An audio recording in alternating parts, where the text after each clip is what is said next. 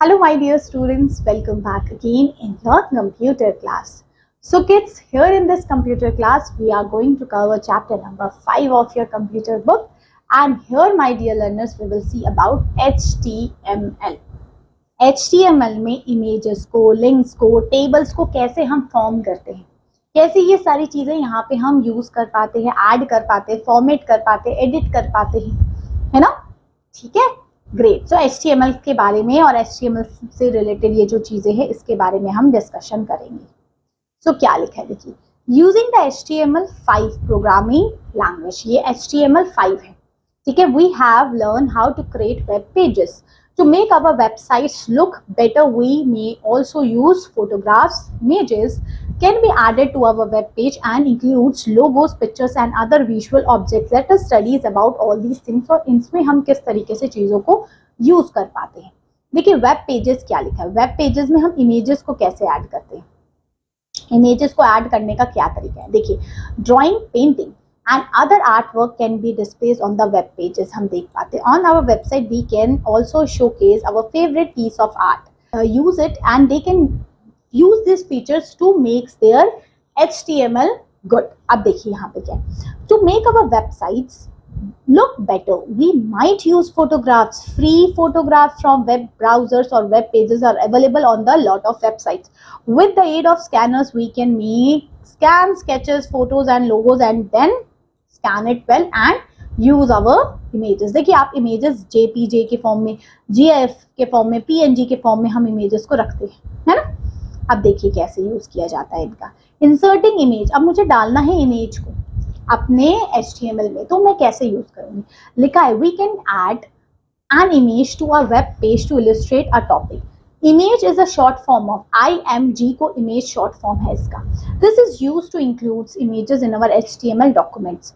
अब देखिए यहाँ अलाइनमेंट लिखा है ALIGN, अलाइन. अब आपने यहाँ पे अपने इमेज को टूवर्ड्स राइट, टूवर्ड्स लेफ्ट कहाँ पे अलाइनमेंट करना है वो आप यूज करेंगे.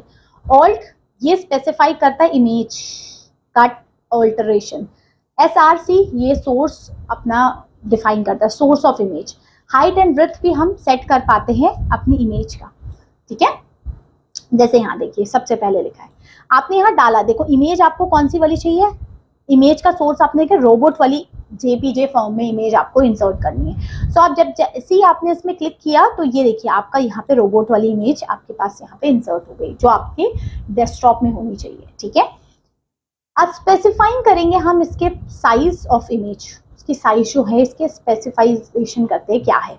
So the size of image on a web page can also be increased and decreased by the specifying new width and height of it. जैसे यहाँ लिखा है width लिखा है, height लिखा है इतना, ठीक है. width इतना लिखा है, height इतना लिखा है. जो भी मैं मेजर करूंगी और जो भी मैंने height and width डाली है वो ऑटोमेटिकली मेरी जो इमेज है वो उसी width और height की आ जाएगी. देख लो अब यहाँ पे ये जो मेरी जो न्यू इमेज आई है ये अकॉर्डिंग टू जो मैंने उसमें मेंशन की थी हाइट एंड width उसके अकॉर्डिंग आई है. Now centring an image on a web page. अब इमेज को मुझे सेंटर पे लेके आना है, अलाइनमेंट चेंज करना है, टूवर्ड्स राइट, टूवर्ड्स लेफ्ट, किस तरीके से मैं उसको अलाइन करना चाहती हूँ. सो यहाँ पे मैंने टाइप किया सेंटर. सो इमेज मेरी सेंटर पे आ गई, है ना. इमेज सेंटर पे आते ही ये देख रहे हो ये रोबोट वाली इमेज जो पहले आपकी टूवर्ड्स लेफ्ट थी ये सेंटर में आ गई.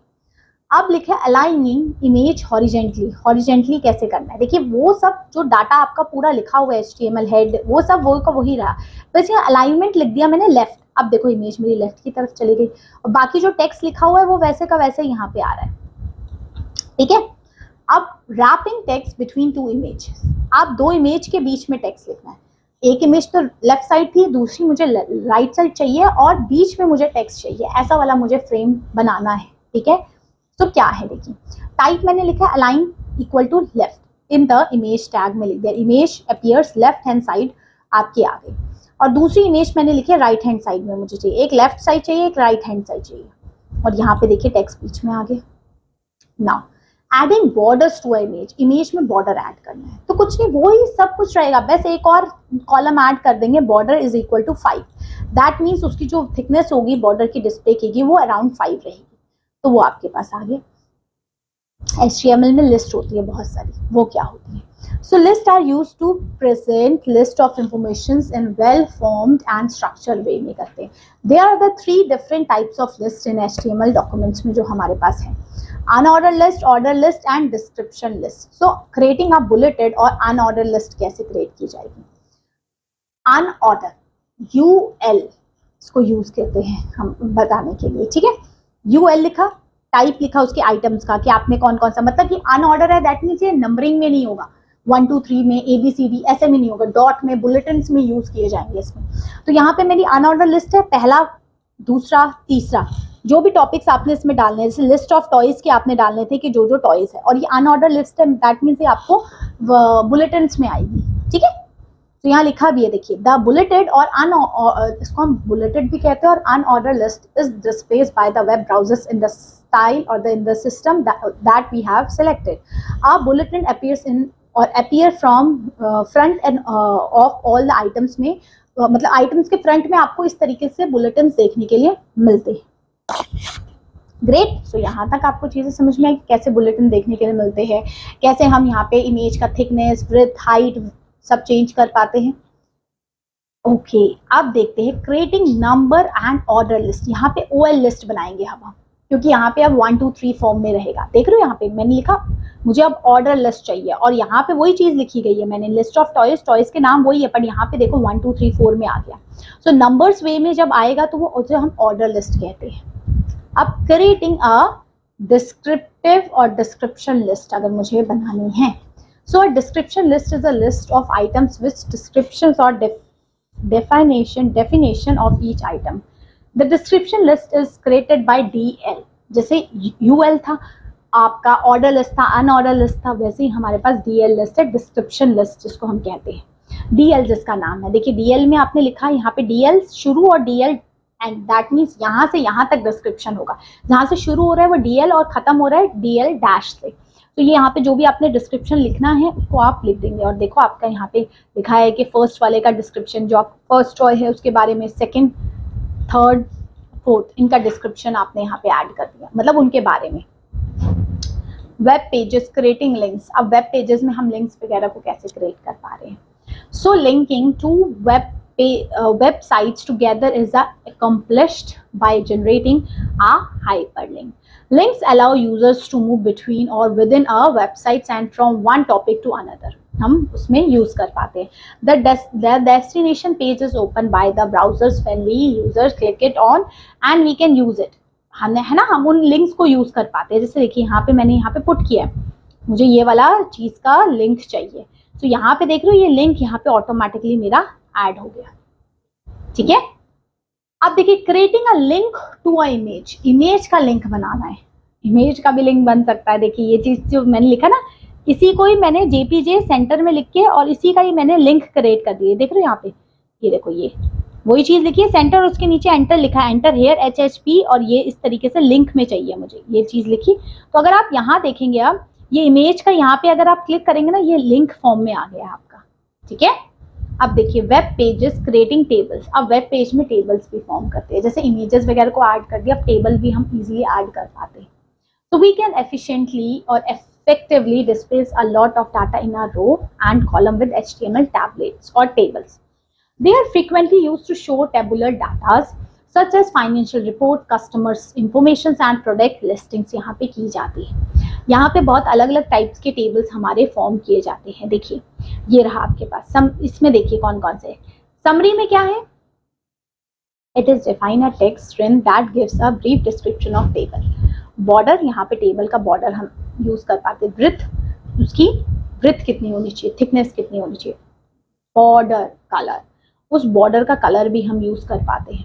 BG colour that means background colours क्या होना चाहिए. अलाइनमेंट दैट मीन्स आपका टेबल है, जैसे हमने टेक्स्ट को, इमेजेस को अलाइन किया था टूवर्ड्स राइट टूवर्ड्स लेफ्ट, वैसे ही मैं यहाँ पे अपने टेबल को भी अलाइन कर पाऊंगी कि मुझे टेबल टूवर्ड्स राइट लेफ्ट कहाँ चाहिए. क्रिएट टेबल, बनाना कैसे है टेबल, देखिए यहाँ पे लिखा है. So we can create a table to display information in a tabular format में, जब मुझे अपनी चीज़ों को डिस्प्ले करना है.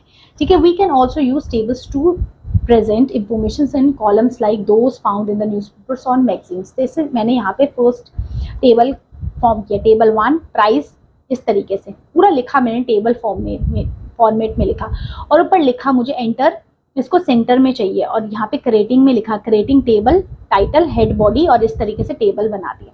तो अगर मैं देखूं तो यहाँ पे देखो इस तरीके से मैंने लिखा और ये टेबल फॉर्म होकर हो गया यहाँ पे। अब इसी में ही मैं ऐड कर पाऊंगी बॉर्डर्स वगैरह को भी, ठीक है। तो यहाँ पे देखो मैंने यही टेबल जो मेरी स्पेसिफिक था सब कुछ वही रहेगा, बस मैं यहाँ पे बॉर्डर 10 दे दिया, मतलब ये जो इसकी थिकनेस होगी बॉर्डर की ये मेरी हो जाएगी 10। स्पैनिंग सेल क्या रहता है? Spanning cells is also called merging cells. जब दो सेल्स को मर्ज कर दिया जाएगा, आपस में जोड़ दिया जाएगा, जैसे ये जो ऊपर वाले सेल थे ना, ये जो पहले अलग अलग लिखे हुए थे, ये वाला, इधर वाला और इधर वाला, ये जो अलग अलग था इनको मैंने मर्ज कर दिया गया, ठीक है। सो इसको यहाँ पे मैंने यहाँ पे लिख दिया है, ये वाली सेल्स को मुझे मर्ज चाहिए, तो यहाँ पे ये मर्ज हो जाएगा, ठीक है। ये देखो इधर की साइड आगे। अब इसका बैकग्राउंड कलर भी चेंज कर सकते हैं, जैसे हमने उस टाइम किया अच्छे से चेंज। बीजी कलर फॉर्मेट में मुझे लिखना है कि बीजी कलर मुझे चाहिए, कौन सा वाला चाहिए, वो वहाँ पे लिख देंगे, वो कलर ऐड हो गया।